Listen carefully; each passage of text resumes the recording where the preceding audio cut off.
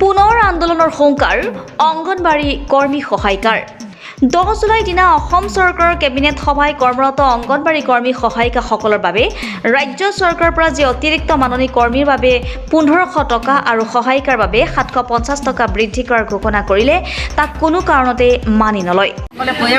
গতিকে যোৱাকালি কেবিনেটে যি সিদ্ধান্ত ল'লে যে আমাৰ প্ৰাপ্যটো আমাৰ সঞ্চালক মহোদয়ে যিটো প্ৰস্তাৱ কৰিছিলে কৰ্মীৰ বাবে 5500 টকা সহায়িকাৰ বাবে 2750 টকা, কিন্তু সেইটো নহয় মাত্ৰ 1500 টকা কৰ্মীৰ বাবে আৰু সহায়িকাৰ বাবে 750 টকাহে ঘোষণা কৰিলে। গতিকে আপোনালোকেই ভাবি চাওক যে সকলোৱে আমাৰ হকে মাতে, কিন্তু আমাৰ সঞ্চালক মহোদয় বা আমাৰ অসম চৰকাৰে বা কেন্দ্ৰীয় চৰকাৰে আমাক সেই প্ৰস্তাৱ মানি লোৱা নাই। আমাক যিমান কাম দিয়ে সেইমতে আমাৰ প্ৰাপ্য পোৱা নাই। সেইটো প্ৰতিবাদত নহয়, আমি জনাব আহিছোঁ যে আমাৰ সেই প্ৰস্তাৱ যাতে আকৌ পুনৰ বিবেচনা কৰে।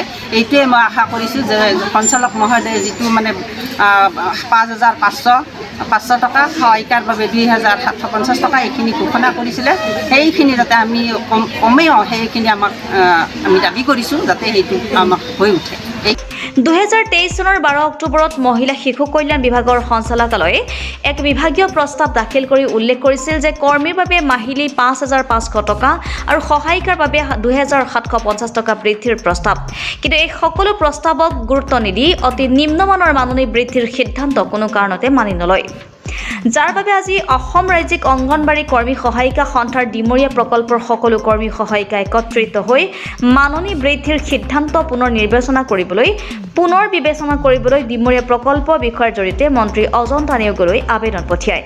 সোণাপুৰৰ পৰা ৰমেশ দাসৰ ৰিপৰ্ট লাইভ অসম। দাবী পত্ৰখন দিব আহিছে, কিন্তু আমাক যিখিনি চৰকাৰে দিলে মানে ঘোষণা কৰিলে, কিন্তু আমি সন্তুষ্ট নহয়। কাৰণ আমি আশা কৰিছিলোঁ মিনিমাম কিবা এটা দিব আমাক চলিব পৰাকৈ। কিন্তু আমি 2 তাৰিখে যেতিয়া অজন্তা বাইদেৱে আমাক নিমন্ত্ৰণ কৰি নিছিলে, আমি লগ ধৰিছিলোঁ, তেতিয়া যিখিনি কথা কৈছিলে আমি ভালেই পাইছিলোঁ, কাৰণ ভাবিছিলোঁ অন্ততঃ কিবা চলিব পৰাকৈ দিব। কিন্তু কালি যিটো ঘোষণা কৰিলে সেইটোত আমাৰ অংগনবাড়ী কৰ্মী সহায়িকাজনে একেবাৰে সন্তুষ্ট নহয়। সেয়ে আজি আমি আবেদন জনাইছোঁ যাতে এই প্ৰস্তাৱটোৰ ওপৰত তেখেতসকলে বিবেচনা কৰে, আৰু যদি নকৰে তেতিয়ালৈকেতো আমি এতিয়া প্ৰত্যেকখন সেইটোৱে কৈ থাকে চৰকাৰে যে আমি আন্দোলন কৰিব নালাগে। আমি আন্দোলন নকৰোঁ বুলি আমিতো মানে নিজৰ ইচ্ছামতে আন্দোলন, কিন্তু আমি যদি আমাৰ প্ৰাপ্য নাপাওঁ তেতিয়াহ'লে আমি আন্দোলনৰ পথত নামিবই লাগিব। আৰু আগন্তুকে আশা কৰিছোঁ আমি দাবী পত্ৰ দি যে আমাৰ যি মাননী বৃদ্ধিৰ দাবী আছিল সেইটো অন্ততঃ তেখেতসকলে বিবেচনা কৰি আমাক কিবা এটা দিব, নহ'লে হয়তো আমি আৰু পিছত বেলেগ ব্যৱস্থা লোৱাৰ চিন্তা কৰিব লাগিব। ধন্যবাদ।